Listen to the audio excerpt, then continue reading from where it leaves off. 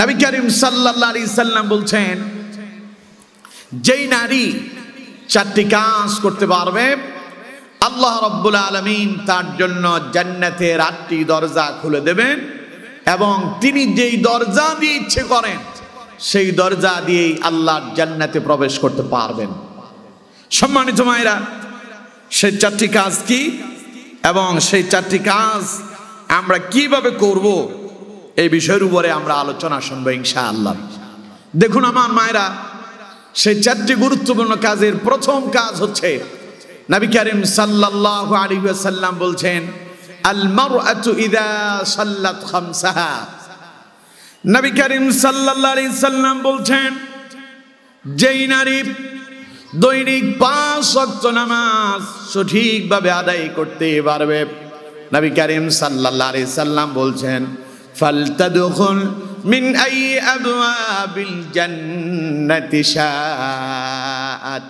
আল্লাহ রাব্বুল আলামিন ওই নারীর জন্য, আল্লাহর ওই বান্দির জন্য জান্নাতের 8টি দরজা খুলে দেবেন। আমার মায়েরা, নামাজটা যদি সঠিকভাবে আদায় করতে পারেন, জান্নাতে যাওয়ার জন্য 8টি দরজা আল্লাহ খুলে দেবেন। যেই দরজা দিয়ে ইচ্ছে হয় আপনি সেই দরজা দিয়ে প্রবেশ করতে পারবেন। এখন মায়েরা, প্রশ্ন হলো, নবী করিম সাল্লাল্লাহু আলাইহি সাল্লাম শুরুতেই নারীদের ব্যাপারে নামাজের কথা কেন বললেন? এর গুরুত্বপূর্ণ একটি কারণ হলো এই, নামাজের ব্যাপারে আমাদের অসংখ্য মায়েরাই খুব উদাসীন। আবার মায়েদের ভেতরে অনেকে আছেন নামাজ পড়েন, কিন্তু আবার আমাদের সেই মায়েদের ভেতরেই আবার কিছু মা এমন আছেন যারা সময় মতো নামাজ আদায় করতে পারেন না। বিশেষ করে সারাদিন আপনারা যখন নিজের পারিবারিক কাজে ব্যস্ত থাকেন, রান্না বান্নাতে ব্যস্ত, আপনাদের বিশেষ করে জোহরের নামাজটা অধিকাংশ সময় আপনাদের কাজা হয়ে যায়। কাজ করতে করতে দুপুরের আপনার সময় অনেক হয়ে গেল, রান্না বান্না রেডি করতে করতে অনেক সময় হয়েছে, জোহরের ওয়াক্ত শেষ হয়ে যাচ্ছে, আপনার কোনো খবরই নাই নামাজের ব্যাপারে। আপনি যখন রান্না বান্না করলেন, পরিবারের সবার জন্য খাবার পরিবেশন করলেন, সব শেষ, এবার আপনি গেলেন, আপনাকে গোসল করতে হবে। আপনি গোসল করতে গেলেন, গোসল করে এসে আপনি নামাজ পড়বেন, তখন আসরের আজান হয়ে গেল। তার মানে আপনার জোহরটা কাজা হয়ে গেছে। অথচ আমার মায়েরা, কোরআনুল কারীমে আল্লাহ রাব্বুল আলামিন বলছেন, ইন্নাস সালাতা কানাত আলাল মুমিনিনা কিতাবাম মাওকুতা। আল্লাহ রাব্বুল আলামিন বলছেন, পৃথিবীর সমস্ত মুমিন, মুমিনা নারী এবং পুরুষের সকলের দায়িত্ব হলো অবশ্যই তারা সময় মতো ওয়াক্ত মতো নামাজ আদায় করবে। এটা সমস্ত মুমিন পুরুষ এবং মুমিনা নারীদের জন্য আল্লাহ পাক আবশ্যক করে দিয়েছেন।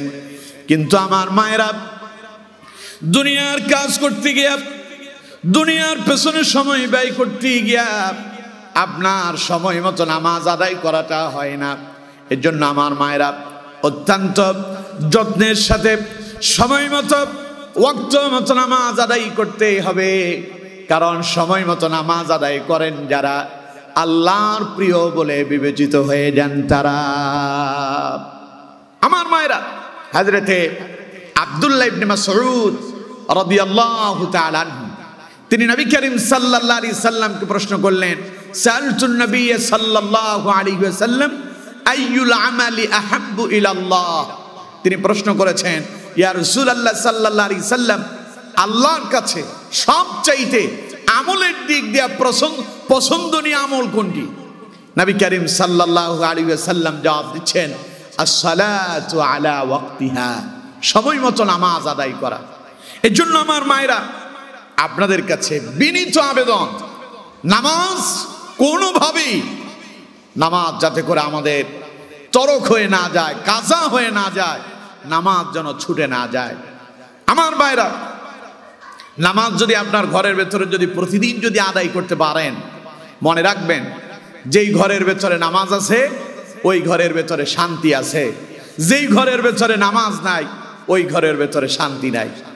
আমাদের মায়েরা আপনাদেরকে দেখা যায় আজ আপনারা আপনাদের নিজেদের ঘরগুলোকে জাহান্নামে পরিণত করেছেন।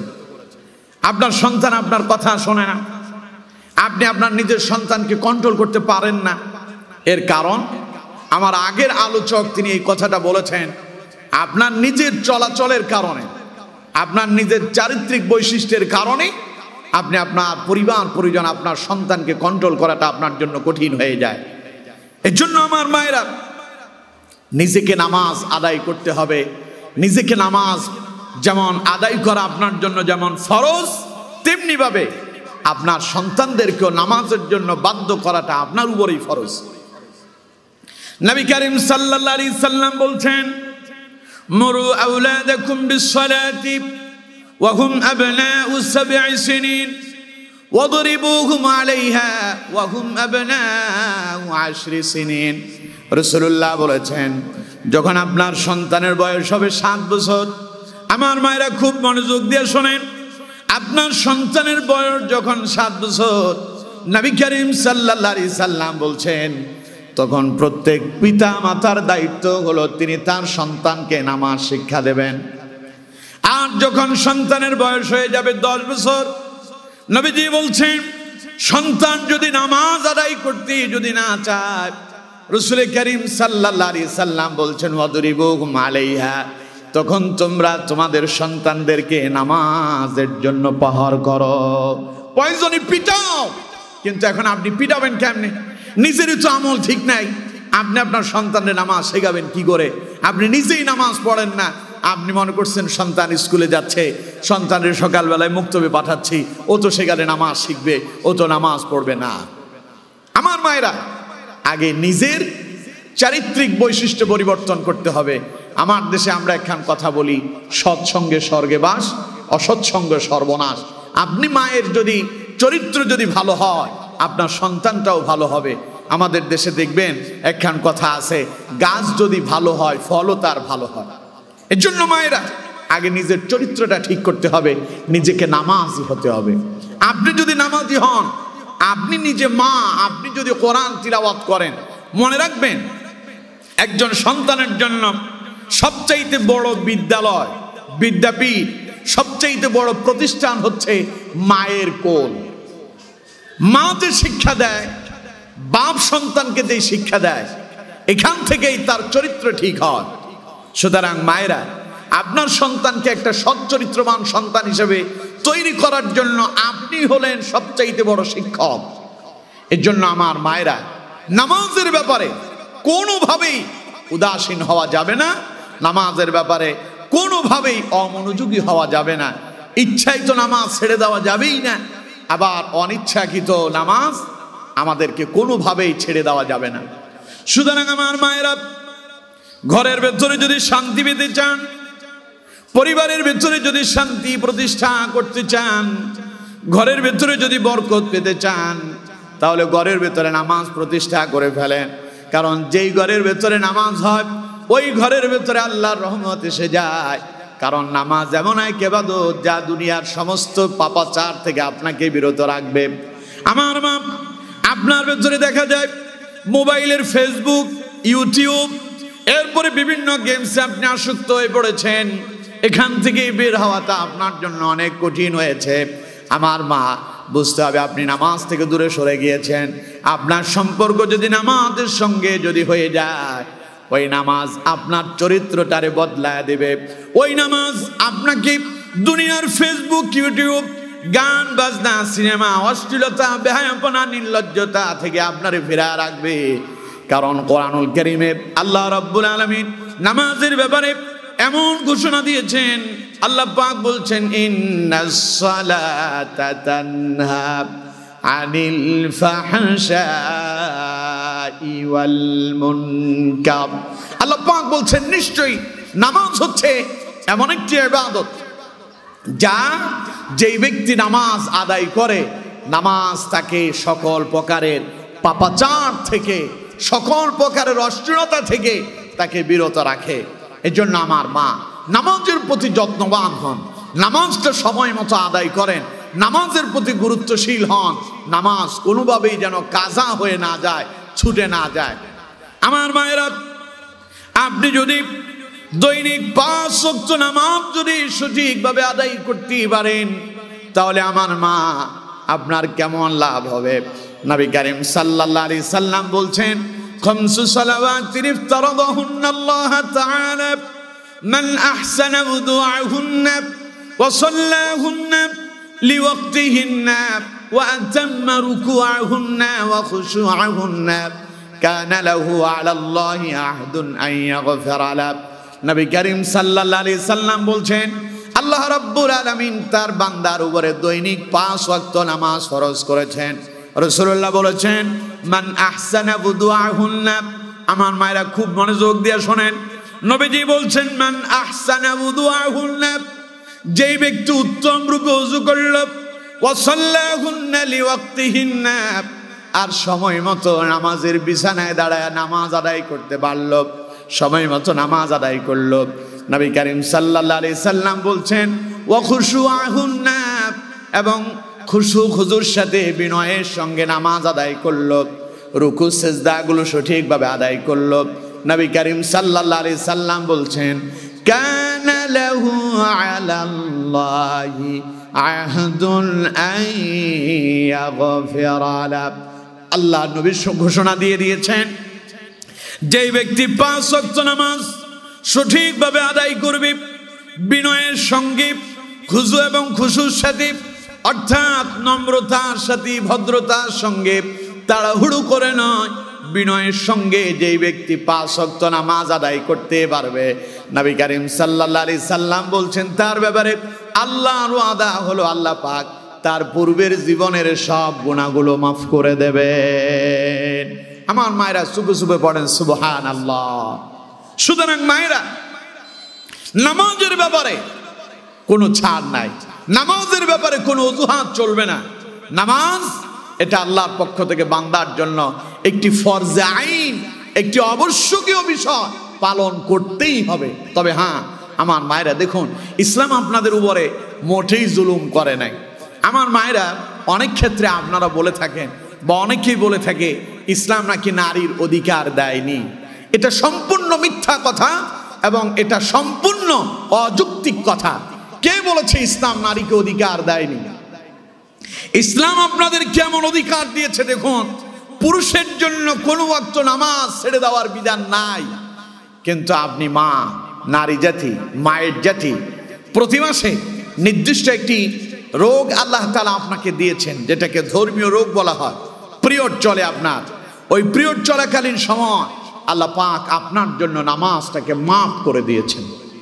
সুতরাং আমার মা, দুনিয়ার একজন পুরুষ দেখান, যেই পুরুষ খুব অসুস্থ, জ্বরে আক্রান্ত, মাথা ব্যথা হচ্ছে, পেটে ব্যথা হচ্ছে, আমাশা হয়েছে, ডায়রিয়া হয়েছে, অসুস্থতার কারণে বিছানা থেকে উঠতে পারে না, এমন একজন পুরুষ দেখান তো যে আল্লাহ তার প্রতি অনুগ্রহ করে বলছে যে তোমার নামাজ পড়া লাগবে না। কে বলেছে নারীর অধিকার ইসলাম দেয়নি? অথচ পুরুষের জন্য বলা হচ্ছে কোনো অবস্থাতেই নামাজ ছেড়ে দেওয়া যাবে না। আর নারীদের ব্যাপারে আল্লাহ পাক বলছেন, যখন তোমাদের প্রতি মাসে নির্দিষ্ট সময় যখন তোমার পিরিয়ড চলবে, সেই পিরিয়ড চলাকালীন সময় আল্লাহ পাক বলছেন, আমি তোমাকে নামাজ থেকে আমি তোমারে মুক্তি দান করলাম। সুতরাং এর চাইতে বড় সৌভাগ্যের আপনাদের জন্য আর কি হতে পারে? নারীরা বলে ইসলাম নাকি নারীর অধিকার দেয় নাই। আমার মায়েরা, ইসলাম নারীর অধিকার খালি দেয়নি, ইসলাম নারীর অধিকার প্রতিষ্ঠা করেছে। প্রিয় মায়েরা দেখুন, নবী করিম সাল্লাল্লাহু আলাইহি ওয়াসাল্লাম কোন পুরুষের বেলায় এমন কথা বলেননি যে দুনিয়াতে যখন কোনো পুরুষ মানুষ আসে, পুরুষ মানুষের জন্ম হয়, তখন আসমান থেকে ফেরেশতা তার ঘরের ভেতরে আসে এবং ওই পুরুষ সন্তানের জন্য আল্লাহর দরবারে দোয়া করে, এমন কোনো কথা নাই। অথচ ইসলাম নারীকে কি দিয়েছে দেখুন, সম্মান কি দিয়েছে। নবী করিম সাল্লাল্লাহু আলাইহি ওয়াসাল্লাম বলছেন, আপনি মা যখন দুনিয়ায় আগমন করেছেন, আপনি আমার বোন যখন দুনিয়ায় এসেছেন, আপনার জন্ম হওয়ার সঙ্গে সঙ্গেই আল্লাহ রাব্বুল আলামিন আপনার ঘরের ভেতরে, যেই ঘরে আপনার জন্ম হয়েছে, সেই ঘরে আল্লাহ পাক একদল ফেরেশতা নাজিল করেছেন। সুবহানাল্লাহ। দেখুন আমার মায়েরা, ইসলাম আপনার অধিকার আপনার জন্মলগ্ন থেকেই প্রতিষ্ঠা করেছে। কিভাবে করেছে? হাদিস থেকে শুনুন।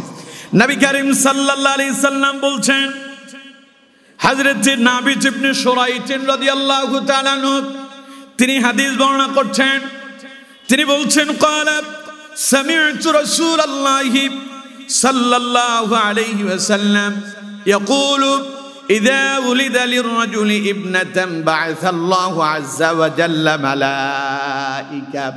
নবী করিম সাল্লাল্লাহু আলাইহি সাল্লাম বলছেন, যখন কোন কন্যা সন্তান দুনিয়া আগমন করে, দুনিয়ায় যখন কোন কন্যা সন্তান আগমন করে, মায়ের গর্ভ থেকে যখন ভূমিষ্ঠ হয়, নবী করিম সাল্লাল্লাহু আলাইহি সাল্লাম বলছেন, সঙ্গে সঙ্গে বা'আসাল্লাহু আযজা ওয়া জাল্লা মালাইকা, যে ঘরের ভেতরে ওই কন্যা সন্তানের আগমন হয়, ওই ঘরের ভেতরে আল্লাহ পাক একদল ফেরেশতা সঙ্গে সঙ্গে নাজিল করে দেন।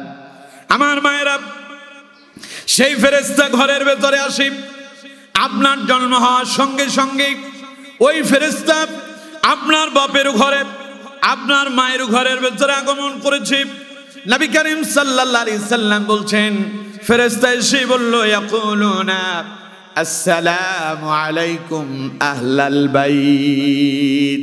ফেরেশতা এসে ঘরের লোকদেরকে সালাম দেয়, বলে, হে ঘরের লোকেরা, তোমাদের উপরে আল্লাহর শান্তি নাজিল হোক। এরপরে ফেরেশতা আসে, ইয়াকতানাকুরনাহা বিআজনিহাতিহিম ওয়া ইয়ামসাহুনা বিআইদিহিম আলা রাসিহা। নবী করিম সাল্লাল্লাহু আলাইহি সাল্লাম বলছেন, অতঃপর সেই ফেরেশতারা আপনাকে, অর্থাৎ মায়ের জাতিকে, ওই কন্যা সন্তানটিকে, নবজাতক কন্যা সন্তানটিকে, সেই ফেরেশতারা তাদের রহমতের ওই ডানা দিয়ে, ফেরেশতাদের ওই ডানা দিয়ে ওই কন্যা সন্তানটিকে আবৃত করে নেয় এবং তাকে কোলে তুলে নেয়। আমার মায়েরা, এখানেই শেষ নয়।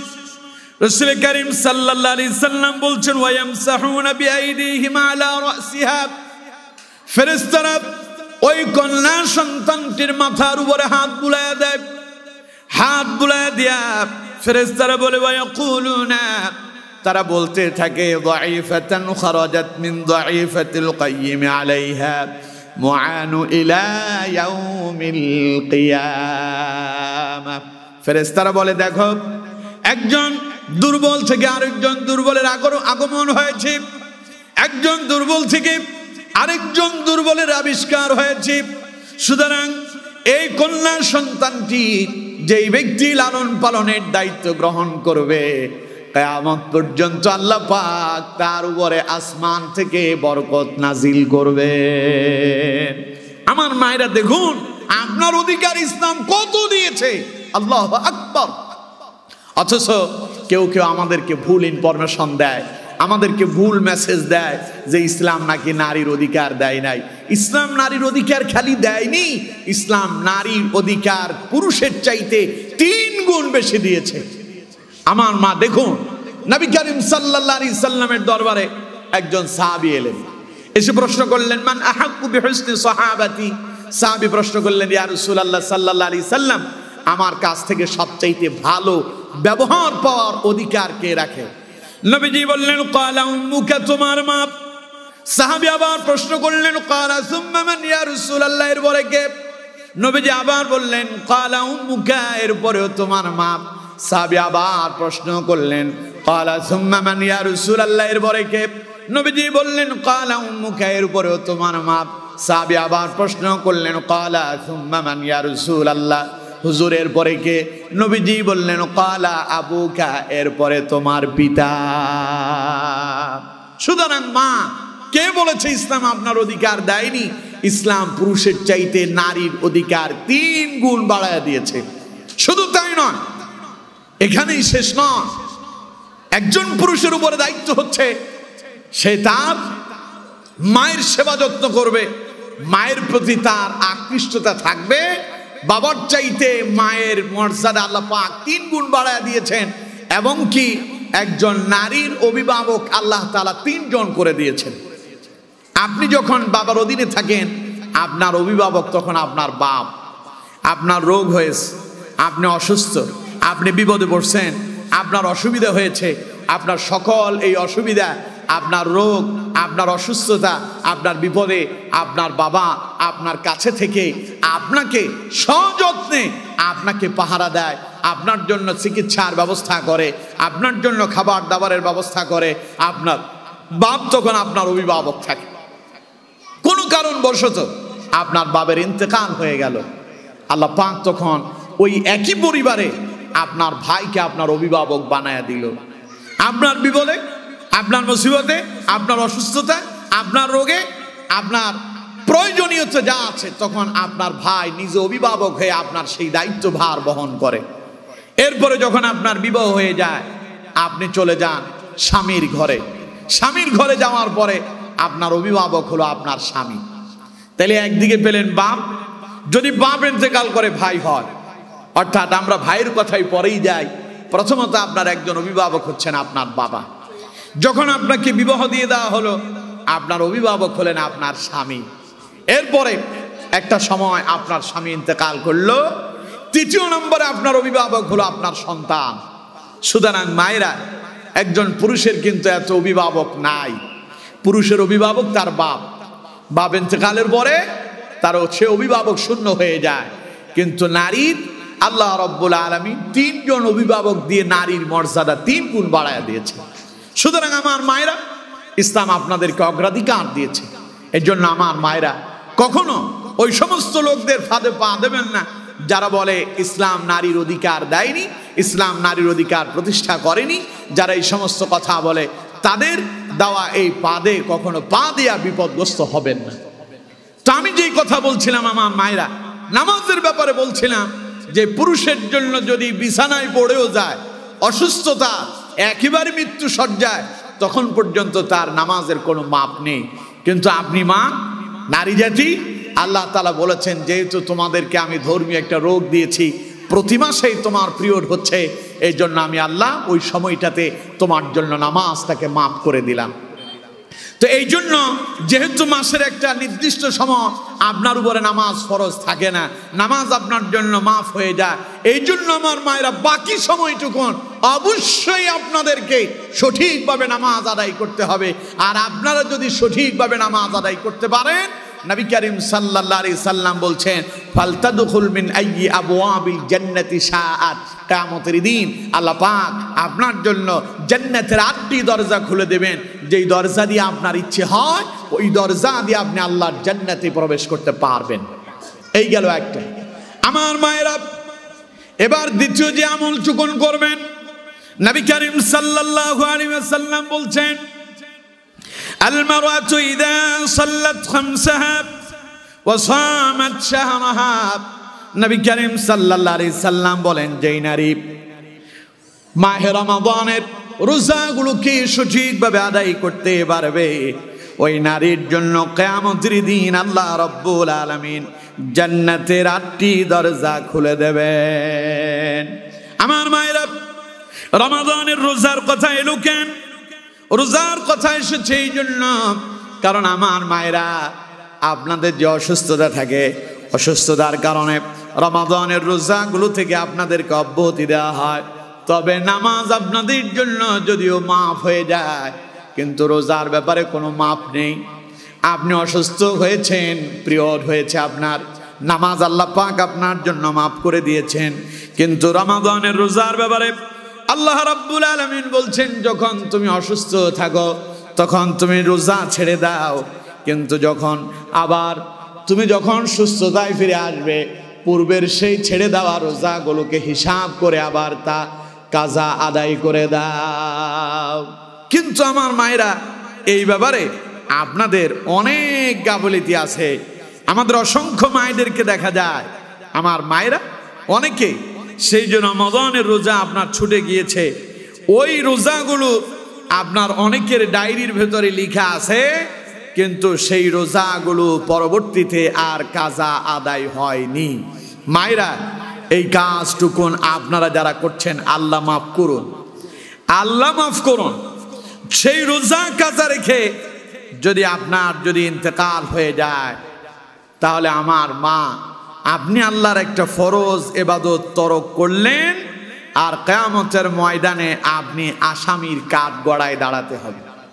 এজন্য মায়েরা খবরদার, সামনে আসতেছে মাহে রমাদান। গত বছরে যেই সকল রোজা আপনার কাজা হয়েছে, ওই সমস্ত রোজাগুলো আপনাকে এই রমাদানের আগে গত বছরের রোজার কাজাগুলো আপনাকে আদায় করে দিতে হবে।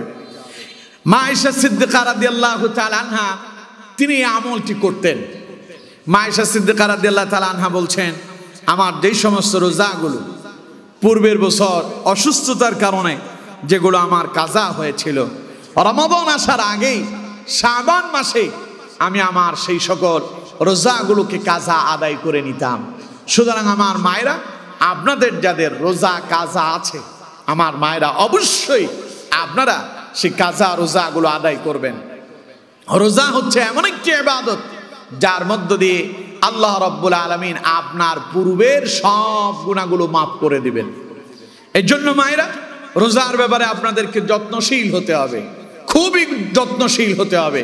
আমার মায়েরা দেখুন, নবী করিম সাল্লাল্লাহু আলাইহি ওয়াসাল্লাম বলছেন, যারা রোজাগুলোকে একাগ্রতার সাথে, আনন্দের সাথে, যে সমস্ত ব্যক্তিরা, সেটা পুরুষ হোক আর নারী হোক, যদি রোজাগুলোকে তারা আনন্দের সাথে ইমানি জজবা নিয়ে, ইমানি চেতনা নিয়ে যদি রমাদানের রোজা আদায় করতে পারে, নবী করিম সাল্লাল্লাহু আলাইহি ওয়াসাল্লাম বলছেন, আল্লাহ পাক তার পূর্বের জীবনের সব গুনাহগুলোকে তিনি মাফ করে দেবেন।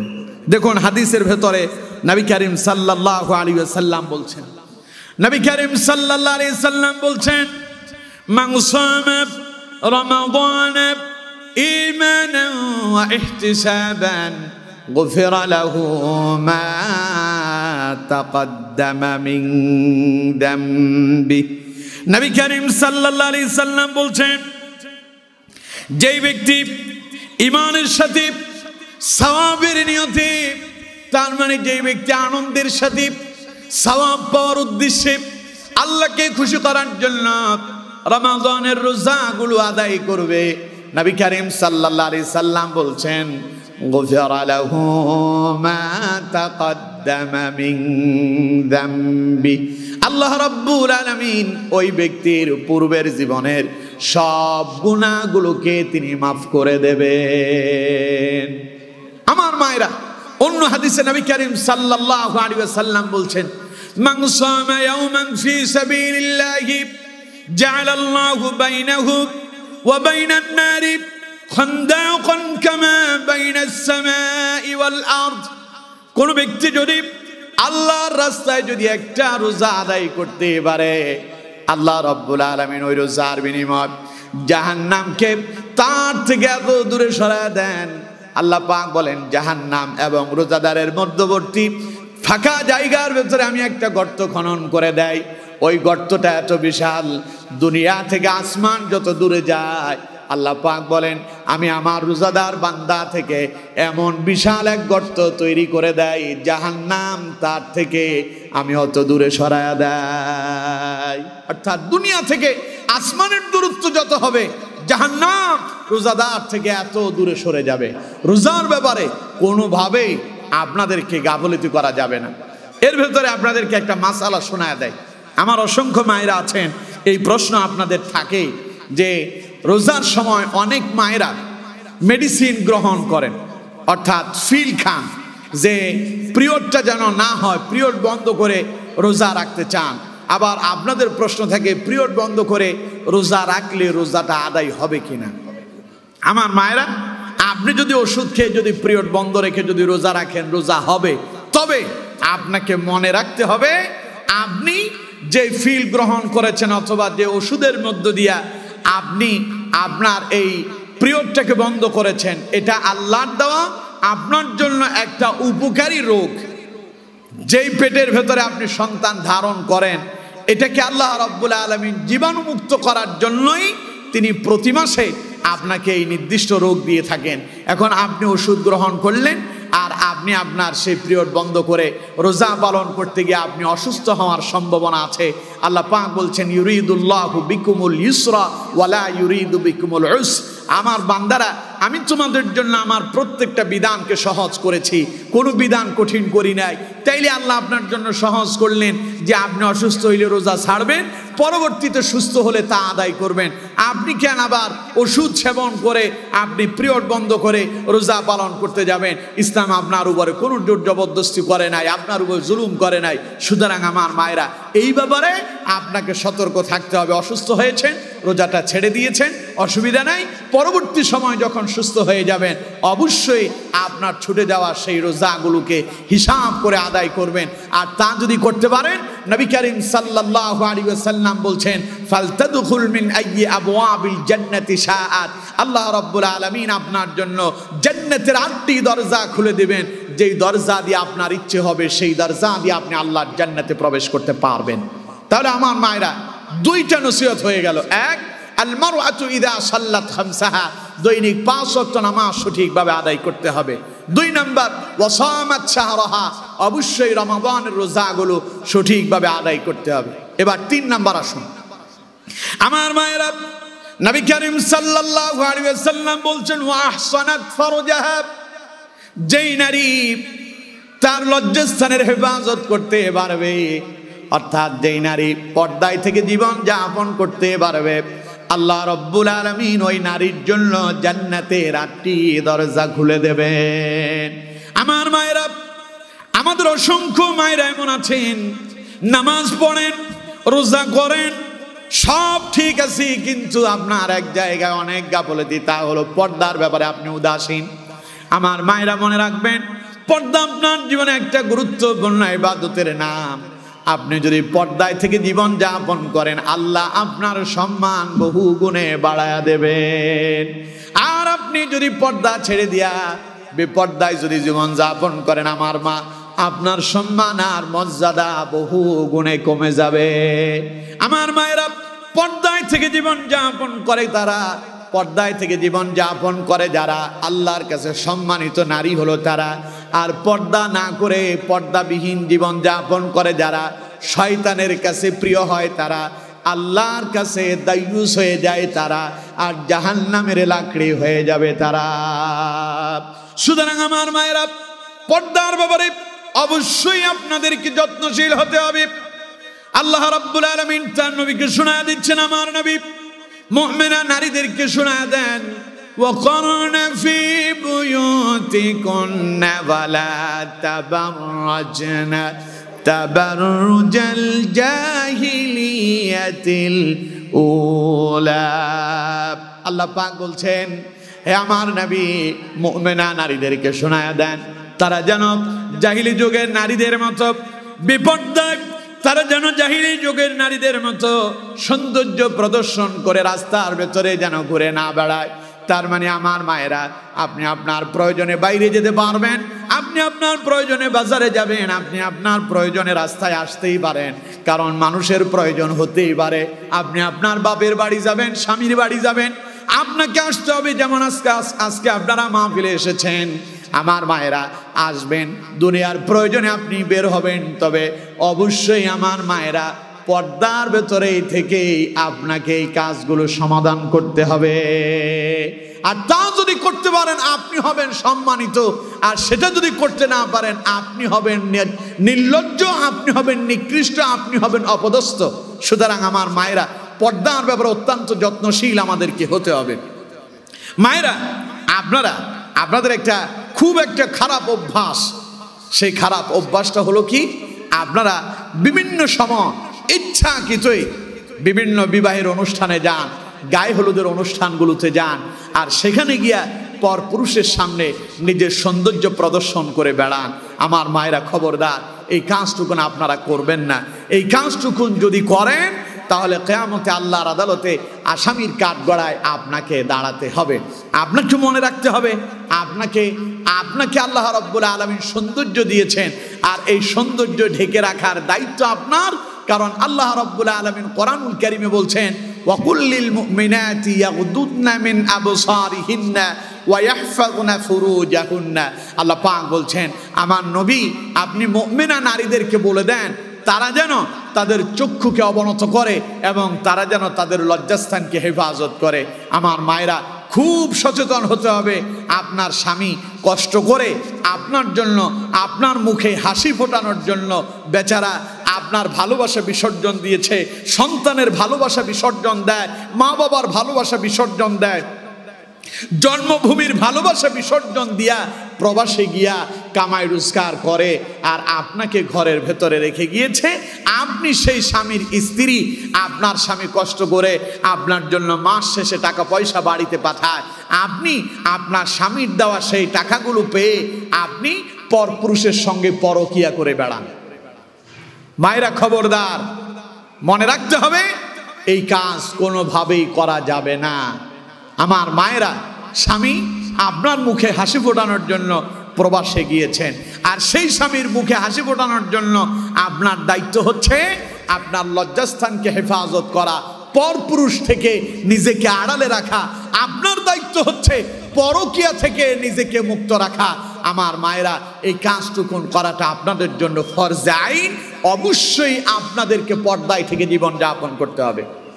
আমার মায়েরা, এক সময় আমরা দেখেছি, যেমন আমাদের মায়েদের কথা বলি, আমাদের দাদি নানিদেরকে আমরা দেখেছি, ওনারা যখন স্বামীর বাড়ি থেকে বাপের বাড়ি যেতেন অথবা বাপের বাড়ি থেকে স্বামীর বাড়িতে আসতেন, আমরা দেখতাম ওনারা রিকশায় চড়তেন।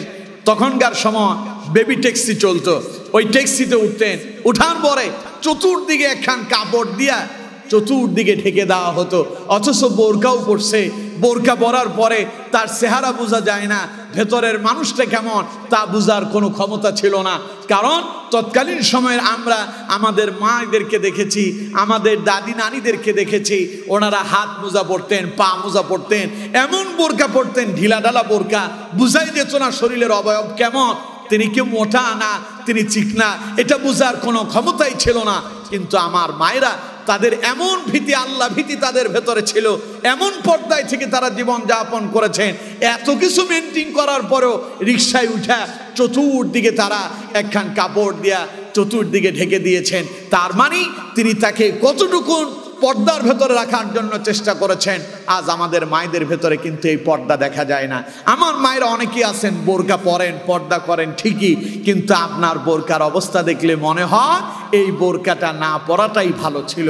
আপনার বোরকা, ওটা আপনার শরীরের অবয়ব, সব অঙ্গ প্রত্যঙ্গগুলো বোঝা যায়। সুতরাং মায়েরা, এর নাম পর্দা নয়।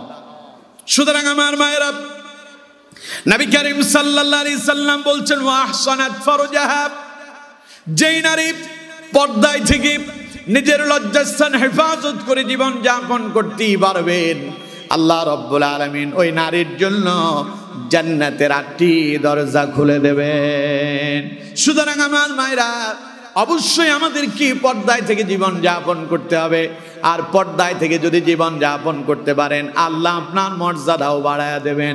পর্দায় থেকে যদি জীবন যাপন করতে পারেন, হযরতে ফাতেমাতুজ জহরা রাদিয়াল্লাহু তাআলা আনহার সঙ্গে কিয়ামতের দিন আল্লাহ আপনাকে জান্নাতের মেহমান করবেন। হযরতে ফাতেমার নাম তো আপনারা সবাই শুনছেন। নবী করিম সাল্লাল্লাহু আলাইহি সাল্লামের কলিজার টুকরা সন্তান মা ফাতেমাতুজ জহরা রাদিয়াল্লাহু তাআলা আনহা, রাসূল তাকে খুব মহব্বত করতেন, খুব ভালোবাসতেন। ইতিহাস আপনাদের অনেকেরই জানা আছে। আমার মায়েরা, আপনারা জানেন হযরতে ফাতেমাতুজ জহরা রাদিয়াল্লাহু তাআলা আনহা এমনভাবে পর্দায় থেকে জীবন যাপন করেছেন, মৃত্যুর পূর্ববর্তী সময় তিনি ওসিয়ত করেছেন, আমার স্বামী, আমি যখন ইন্তেকাল করব, আপনি আমার জানাজাটা রাত্রিবেলায় আমার জানাজার ব্যবস্থা করবেন, আমার দাফন কাফনের ব্যবস্থা করবেন। আমার মা, দেখুন, তাকে প্রশ্ন করা হলো, হযরত আলী তাকে প্রশ্ন করলেন, আমার প্রিয়তমা স্ত্রী, হে নবীর কন্যা, তুমি রাসূলুল্লাহর কন্যা, তুমি আমার স্ত্রী, তোমার ইন্তেকালে যদি মদিনার লোকেরা, মক্কার লোকেরা যদি না জানে, তাহলে বিষয়টা কেমন দেখায়? তোমার ইন্তেকালে অসংখ্য নবীর সাহাবীরা আসবে, তোমার জানাজায় তারা অংশগ্রহণ করবে, এরপরে তোমার জানাজায় অসংখ্য মুসলমানরা আসবে, তারা তোমার জন্য দোয়া করবে, অথচ তুমি বলতেছো রাতের আধারে যেন তোমার জানাজার ব্যবস্থা করা হয়, তুমি বলছো রাতে যেন তোমার দাফন কাফন করা হয়, এর কারণ কি? আমার মায়েরা, হযরতে ফাতেমা জবাব দিচ্ছেন, স্বামী আমার, আমি আমার জীবনের এই দীর্ঘ সময় পর্যন্ত কোনোদিন আমি বেপর্দায় আমার জীবন পরিচালনা করিনি। দুনিয়ার কোনো মানুষ দেখতে পাইনি আমি দেখতে কেমন, আমার চেহারা সম্পর্কে দুনিয়ার কোনো পরপুরুষ জানে না। হযরতে ফাতেমা বলছেন, আমার যখন ইন্তেকাল হবে, আপনি যখন আমাকে দাফন কাফন করতে যাবেন, আমার শরীরের ভেতরে কাফনের কাপড় পরানো হবে, পুরুষরা আসবে, আমার জানাজায় অংশগ্রহণ করবে, আর সেখানে তারা আমার দেহটা সেখানে কফিনের ভেতরে দেখতে পারবে, আর দেখে তারা অনুমান করবে আর বলবে, নবীর মেয়ে ফাতেমা লম্বা এতটুকুন ছিলেন, নবীর মেয়ে ফাতেমা মোটা এমন ছিলেন। সুতরাং আমার স্বামী, আমি আমার জীবনে কোনোদিন পর পুরুষের সামনে যাইনি, কোনো পর পুরুষ আমার চেহারা দেখেনি, আমার শরীর কেমন, আমি মোটা কতটুকুন, আমি লম্বা কতটুকুন, এটা কেউ বলতে পারবে না। সুতরাং স্বামী আমার ইন্তেকালের পরেও যেন আমার পর্দায় কোনো ধরনের ব্যাঘাত সৃষ্টি হয়ে না যায়। এই জন্য স্বামী আমার, আপনি আমার দাফন কাফনটা রাতের আধারেই করবেন। আমার মায়েরা চিন্তা করেন, আমার মায়েরা হযরতে ফাতেমাতুজ জাহরা রাদিয়াল্লাহু তাআলা আনহা কেমন পর্দানিশীন মহিলা ছিলেন। আল্লাহ রাব্বুল আলামিন হযরতে ফাতেমার আমলটাকে এত বেশি পছন্দ করেছেন, যার ফলে আল্লাহ পাক নারীদের জন্য জান্নাতের সরদারিনী হিসাবে ফাতেমারে ঘোষণা দিয়েছেন। সুতরাং আমার মায়েরা, আপনিও যদি হযরতে মা ফাতেমাতুজ জাহরা রাদিয়াল্লাহু তাআলা আনহার মতো আপনার জীবনটারে সাজাতেই পারেন, পর্দায় থেকে যদি জীবন যাপন করতেই পারেন, ইন্তেকাল করবেন আপনি মরবেন বাংলাদেশের কোনো এক প্রান্তরে, কোনো একটা গাছতলায়, বাঁশতলায়, পুকুর পাড়ে আপনার দাফন হয়ে যাবে। কিন্তু আপনার ভেতরে যদি পর্দা থাকে, আপনার হাসরটা হযরতে ফাতেমাতুজ জাহরা রাদিয়াল্লাহু তাআলা আনহার সঙ্গেই হবে। সুতরাং আমার মায়েরা, বিনয়ের সঙ্গে অনুরোধ করছি, আমার মায়েরা বেপর্দায় জীবন যাপন করবেন না, পর্দায় থেকে জীবন যাপন করেন, আল্লাহ আপনার সম্মান আর মর্যাদা বহুগুণে বাড়ায় দিবেন। এই গেল তিনটা। আমার মায়েরা, 4 নাম্বার যে বিষয়টার প্রতি আপনাদেরকে খেয়াল করতে হবে, জান্নাতে যাওয়ার সহজ আমল। 4 নাম্বার আমল, নবী করিম সাল্লাল্লাহু আলাইহি সাল্লাম বলছেন, ওয়া আতাআত বালাহা, যেই নারী তার স্বামীর আনুগত্য করতেই পারবে, নবী করিম সাল্লাল্লাহু আলাইহি সাল্লাম বলছেন, ওই নারীকে আল্লাহ রাব্বুল আলামিন জান্নাতের 8টি দরজা খুলে দিয়া যেই কোনো দরজা দিয়া ঢোকার তারে পারমিশন দিয়ে দেবেন। আমার মায়েরা, এই ব্যাপারে আপনাদের অনেক উদাসীনতা আছে। আপনারা অনেকেই আছেন স্বামীর আনুগত্য করেন, অনেকেই আছেন আবার অনেকে আছে স্বামীরে কোনো মূল্যায়নই করে না। মায়েরা, এই ব্যাপারে আপনাদেরকে অত্যন্ত সতর্ক হতে হবে। মনে রাখবেন, আপনার স্বামী যদি আপনার উপরে খুশি হয়, আল্লাহ আপনার উপরে খুশি হয়ে যাবেন। স্বামী যদি আপনার প্রতি অসন্তুষ্ট হয়, আল্লাহ আপনার প্রতি অসন্তুষ্ট হয়ে যাবেন। নবী করিম সাল্লাল্লাহু আলাইহি সাল্লাম বলছেন, কোনো স্ত্রী যদি তার স্বামীর সঙ্গে রাগ করে বিছানা থেকে আলাদা হয়ে যায়, স্বেচ্ছায় আলাদা হয়ে গেলেন, স্বামীর সঙ্গে রাগ করলেন, রাগ করে রাত্রিবেলায় আপনি আলাদা বিছানায় ঘুমালেন, নবী করিম সাল্লাল্লাহু আলাইহি সাল্লাম বলছেন, যতক্ষণ পর্যন্ত স্বামীর সাথে আপনার আবার পুনরায় বন্ধন তৈরি হলো না, স্বামী থেকে যতক্ষণ পর্যন্ত আলাদা থাকেন, ততক্ষণ পর্যন্ত আপনার উপরে ফেরেশতারা লানত করতে থাকে। সুতরাং মায়েরা, স্বামী দেখতে কালো আর কি, স্বামী রিক্সা চালায় আর কি, স্বামী বদলা দেয়, স্বামী ব্যান চালায়, স্বামীর চেহারা অত সুন্দর না, স্বামীর চেহারা সুন্দর না, লোকটা বদলা দেয়, লোকটা রিক্সা চালায়, ব্যান গাড়ি চালায়, চালাতেই পারে, তার ইনকাম কম, সে খেটে খাওয়া মানুষ, তার জীবন ভালোভাবে চলে না, হতেই পারে, কিন্তু আপনার সে তো স্বামী। মনে রাখতে হবে আপনার ব্যাপারে নবী করিম সাল্লাল্লাহু আলাইহি সাল্লাম বলছেন, আল্লাহর পরে কাউকে যদি সেজদা করার অনুমতি থাকতো, আমি প্রত্যেক নারীকে বলতাম তারা যেন তাদের স্বামীর কদমে সেজদায় অবনত হয়। চিন্তা করেন স্বামীর মর্যাদা কত।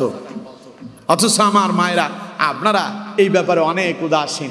আপনি মনে করবেন না, আপনি যদি স্বামীর আনুগত্য না করেন, আপনি নামাজ পড়েন, রোজা করেন, আপনি হজ করেন, যাকাত দেন, বহু আমল করতেছেন, তাসবিহ তাহলিল পড়তেছেন, কোরআন পড়তেছেন, স্বামীর আনুগত্য করেন না, স্বামীরে সন্তুষ্ট করতে পারেন না, মনে রাখবেন আমার মা, জান্নাত পাওয়ার সম্ভাবনা আপনার জন্য খুবই হীন, খুবই কম।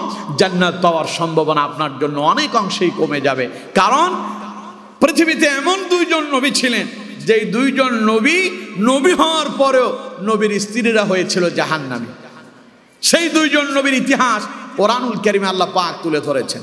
আমার মায়েরা, কোরআনুল কারীমে আল্লাহ রাব্বুল আলামিন বলছেন, ضرب الله مثلا للذين كفروا امرأة نوح وامرأة لوط كانتا تحت عبدين من عبادنا صالحين فخانتاهما فلم يغنيا عنهما من الله شيئا وقيل ادخلا النار مع الداخلين।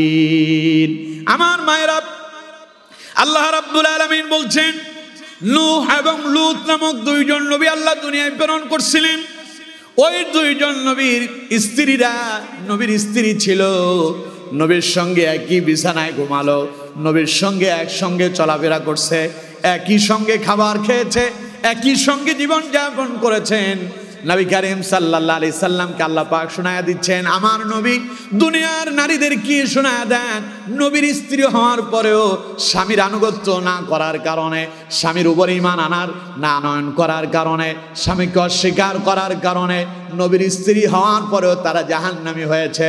সুতরাং আমার মা, আপনি যদি আপনার স্বামীর যদি আনুগত্য যদি না করেন, চিন্তা করেন, নবীর স্ত্রী হওয়ার পরেও যদি নবীর স্ত্রীরা নবীদের আনুগত্য না করার কারণে জাহান্নামী হয়, আপনি যদি আপনার স্বামীর আনুগত্য করতে না পারেন, মনে রাখেন আপনার জন্য জাহান্নাম অপেক্ষা করছে।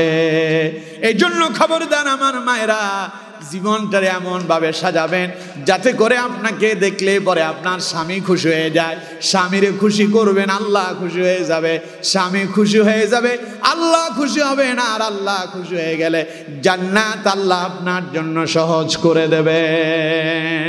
সুতরাং আমার মায়েরা, স্বামীর ব্যাপারে আপনাদেরকে যত্নশীল হতে হবে। আমার মায়েরা, আর দীর্ঘ লম্বা চড়া আলোচনা করব না, স্বল্প সময়ের ভিতরে আলোচনার ইতি টানবো। তার আগে আপনাদের প্রতি বিনীত রিকোয়েস্ট, বিনীত আবেদন, আমার মায়েরা, আপনারা যারা কষ্ট করে আজকের এই মাহফিলে এসেছেন, আপনাদের কাছে বিনীত অনুরোধ হচ্ছে, এই মাহফিলের এই ব্যবস্থাপনা করতে গিয়ে মাহফিল কমিটির বিশাল একটা অঙ্ক, বিশাল অ্যামাউন্টের একটা খরচ আছে। তাই মায়েরা, ভেতরে আমাদের মাদ্রাসা ছাত্রীরা আছেন, ছাত্রীরা আপনাদের কাছে যাবেন, আপনারা সাধ্য মোতাবেক আজকের মাহফিলের জন্য আপনারা দান এবং সাদকা করবেন। কেউ মাহরুম হবেন না, সবাই দেবেন। আপনারা দান করতে থাকেন, পাশাপাশি আমার আলোচনার দিকে একটু মনোযোগী হন। আমার মায়েরা দেখুন, স্বামীর জন্য আপনাকে সাজতে হবে, স্বামীর জন্য আপনাকে পরিপাটি থাকতে হবে। আমার মায়েরা, পুরুষের চোখ চতুর্দিকে যায়, কারণ পুরুষ থাকে রাস্তায়, ব্যবসা বাণিজ্যে থাকে, বাজারে থাকে, বাজারে অনেক মহিলার সঙ্গে তার সাক্ষাৎ হয়ে যায়, চোখে অনেক নারী পড়ে, তাদের সৌন্দর্য দেখে মাঝে মধ্যে আপনার স্বামী আপনার উপরে বিরক্ত হয়। খবরদার মা, আপনার দায়িত্ব আপনার স্বামীকে আপনার আয়ত্তে রাখা। আপনি নিজেকে সৌন্দর্য করে, নিজেকে পরিপাটি করে সাজায় রাখবেন, যাতে করে স্বামী আপনার বাজার থেকে আসলে পরে, অফিস থেকে আসলে পরে, ব্যবসা বাণিজ্য শেষ করে, দোকানপাট বন্ধ করে বাড়িতে আসলে পরে স্ত্রীর চেহারাটা দেখে স্বামী যেন মুগ্ধ হয়, পরনারীর কথা যেন ভুলে গিয়া আপনার স্বামী যেন এই কথা বলতে বাধ্য হয়। পথে ঘাটে কত নারী দেখছি, আমার স্ত্রী সব চাইতে আমার কাছে চেষ্ট বলেই বিবেচিত হচ্ছে, এমন করে আপনাকে সাজতে হবে। অথচ আমার মায়েরা, আপনাদেরকে দেখা যায় স্বামীরে খুশি করার জন্য আপনি সাজেন না। অথচ আমার মায়েরা, আপনি বাপের বাড়ি যাবেন, আপনি কোথায় বেড়াতে যাবেন, হাতে মেহেদি লাগান, এরপরে আপনি কত সুন্দর কসমেটিক ব্যবহার করছেন, কত সুন্দর করে সাজুগুজু করেন। সেই স্বামীটা, যেই স্বামীটা আপনার ঘরের ভেতরে আছে, ওই স্বামীটারে খুশি করার জন্য হাতে মেহেদি লাগান না। ওই স্বামীরে খুশি করার জন্য আপনি আপনার আইব্রো, সুনু, পাউডার, লিপস্টিক যা আছে এগুলো মাখেন না। এগুলো মাখেন ওই সমস্ত পর পুরুষে দেখানোর জন্য। আমার মায়েরা, খবরদার, এই কাম আপনারা করবেন না। আপনার স্বামীকে সন্তুষ্ট করার জন্য স্বামী যখন বাজার থেকে আসার সময় হবে, ঘরে ঢোকার আগেই পুরো ঘরটাকে পরিপাটি করবেন, পরিষ্কার করবেন, পরিচ্ছন্ন করবেন।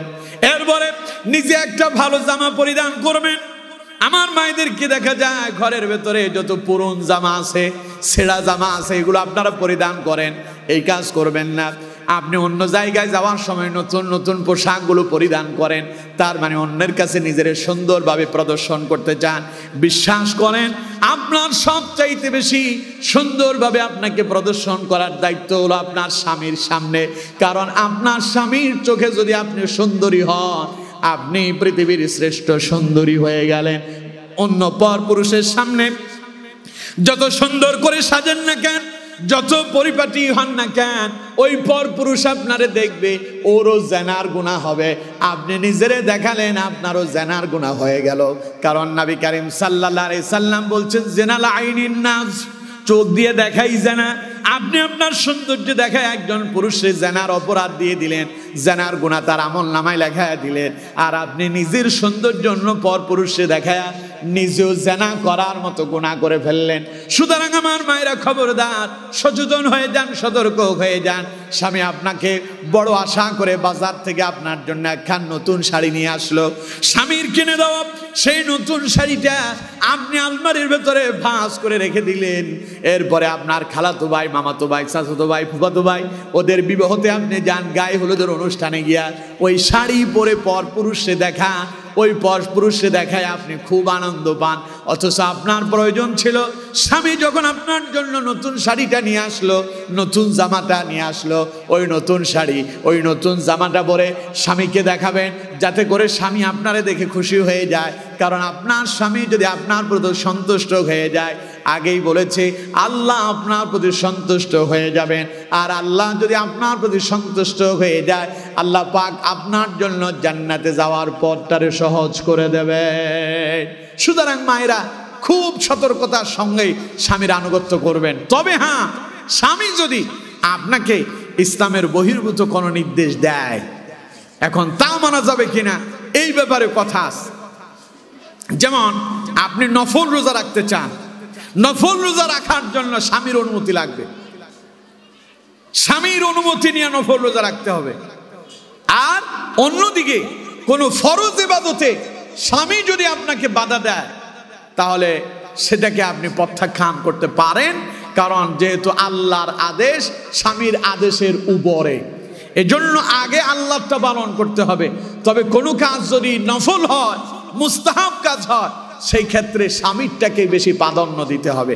স্বামী আপনারে বলছে তুমি আজকে সকালবেলায় বাপের বাড়ি যেও না, আপনি বললেন যে আমি বাপের বাড়ি যাব, স্বামী বলছে সকালে নয় বিকালে যাও, অথবা বিকালে নয় আগামী দিন যাও। আপনি রাগ করলেন, বাপের বাড়িতে ফোন দিয়া আপনি আপনার বাপরে বললেন যে আব্বা এই স্বামীর ঘর আর করবো না, তাড়াতাড়ি আমার জন্য গাড়ি পাঠাও, আমি আমার বাপের বাড়ি আসতেছি। খবরদার মা, এই কাজ করবেন না। স্বামী আপনার ভালো মন্দ দেখার দায়িত্ব তার। আপনার স্বামী আপনাকে বলছে সকালে যেও না বিকালে যাও, এর পেছনে আপনার জন্য কল্যাণ আছে। আজকে নয় কালকে যাও, এর পেছনে আপনার জন্য কল্যাণ আছে। আপনি বাপের বাড়ি গেলেন, স্বামী আপনাকে ফোন দিয়ে বলছে আমার প্রিয়তমা তাড়াতাড়ি বাড়িতে চলে আসো, আগামীকাল চলে আসবে অথবা সকালে চলে আসো। আপনি বলেন যে আর 2টা দিন থাকি। স্বামী তখন আপনাকে বারবার বুঝায়, আপনি যখন শোনেন না, বেচারা রাগ করে মোবাইল কেটে দেয়, এরপরে আপনার সঙ্গে কথা বলে না। কেন আপনি স্বামীর শত্রু হতে যাবেন? স্বামী আপনাকে বাপের বাড়িতে পাঠালো, স্বামী এখন আপনাকে আসতে বলছে, আপনার দায়িত্ব এখন স্বামীর ডাকে সাড়া দিয়ে তাড়াতাড়ি বাড়িতে এসে উপস্থিত হয়ে যাওয়া। আমার মায়েরা, অবশ্যই এই বিষয়গুলো আপনারা অত্যন্ত সতর্কতার সঙ্গে আদায় করার জন্য চেষ্টা করবেন। স্বামীরে খুশি রাখবেন, এমনভাবে পরিপাটি জীবন যাপন করবেন যাতে করে আপনার স্বামী অন্য নারীর প্রতি আসক্ত হয়ে না যায়, অন্য নারীকে যেন তার চোখে ভালো লেগে না যায়। আপনার স্বামীর সামনে এমনভাবে সেজেগুজে থাকবেন যাতে করে স্বামী আপনারে দেখে অন্য নারীর প্রতি আকৃষ্ট হতে না পারে। আপনারে দেখেই আপনার স্ত্রী, আপনার স্বামীর যেন মনে হয় আমার স্ত্রী আমার কাছে বিশ্ব সুন্দরী। কিন্তু আমার মা, আপনি খুব আফসোস করেন, স্বামী আপনার কাছে ঘরে আসলে বলে মোবাইলে অন্য পরনারীর সঙ্গে কথা বলে, এর জন্য আপনিও দায়ী আছেন। কিন্তু আপনার চলাচলে অসুবিধা আছে, আপনি ঠিকভাবে চলতে পারেন না, আপনি সেজেগুজে থাকেন না, আপনি তারা খুশি করার জন্য চেষ্টা করেন না। দেখবেন মা, ঘরের ভেতরে শান্তি আসবে। স্বামী এবং স্ত্রী দুইজনের ভেতরে মিল মোহাব্বত সৃষ্টি করেন। দূরত্ব করবেন না, একজন আরেকজনকে সন্দেহ করবেন না। সন্দেহ করলে ওই পরিবার বেশি দিন টিকে না। অবশ্যই আমার মায়েরা, দুইজন দুইজনের প্রতি বিশ্বাস স্থাপন করতে হবে, একজন আরেকজনকে এইভাবে মানতে হবে, চিনতে হবে আমার স্বামী আমার কাছে শ্রেষ্ঠ সম্পদ, আমার স্বামী আমার কাছে শ্রেষ্ঠ সৌন্দর্যের প্রতীক, এমনটা আপনাকে মনে করতে হবে। স্বামী আপনার যেমনই হোক, আপনার স্বামী আপনার জন্য সব, এই কথা মাথায় রেখে স্বামীর আনুগত্য করতে হবে। যদি তা করতে পারেন, নবী করিম সাল্লাল্লাহু আলাইহি সাল্লাম বলছেন ফালতাদখুল মিন আইয়ি আবওয়াবিল জান্নাতি শাআত, আল্লাহ পাক আপনার জন্য জান্নাতের 8টি দরজা খুলে দেবেন। সুতরাং মায়েরা, আজকের আলোচনার এখানে ইতি টানছি। আবার আপনাদেরকে শেষ বেলায় পুনরায় আবার রিপিট করে আপনাদেরকে শোনায়া দিচ্ছি। আজ আপনাদেরকে আমি যে মেসেজগুলো দিলাম, এখানে 4টা নসিহত আপনাদেরকে করেছি। নবী করিম সাল্লাল্লাহু আলাইহি ওয়াসাল্লাম বলছেন আল মারআতু ইযা সাল্লাত খামসাহা, যেই নারী দৈনিক 5 ওয়াক্ত নামাজ আদায় করতে পারবে, ওয়া সামাত শাহরাহা, রমাদানের রোজাগুলো সঠিকভাবে আদায় করবে, ওয়া আহসানাত ফারজাহা, লজ্জাস্থানের হেফাজত করবে, অর্থাৎ পর্দায় থেকে জীবন যাপন করবে। 4 নাম্বার ওয়া আতাআত বালাহা, এবং স্বামীর আনুগত্য করতে পারবে। নবী করিম সাল্লাল্লাহু আলাইহি ওয়াসাল্লাম বলছেন ফালতাদখুল মিন আইয়ি আবওয়াবিল জান্নাতি শাআত, আল্লাহ পাক ওই নারীর জন্য জান্নাতের 8টি দরজা খুলে দেবেন। আপনার যেই দরজা দিয়ে মনে চায় সেই দরজা দিয়ে প্রবেশ করার জন্য আপনাকে ইখতিয়ার তথা আপনাকে অধীনস্থ করে দেওয়া হবে।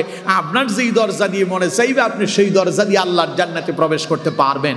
আমার মায়েরা, তাহলে আসুন আজকের আপনাদেরকে মূল যে মেসেজগুলো দিলাম, নামাজ ছাড়বো না, রোজা ছাড়বো না, বেপর্দায় চলবো না, স্বামীর আনুগত্যের বাহিরে যাব না, স্বামীর আনুগত্য করব, নামাজ পড়ব, পর্দায় থাকব, রোজা পালন করব।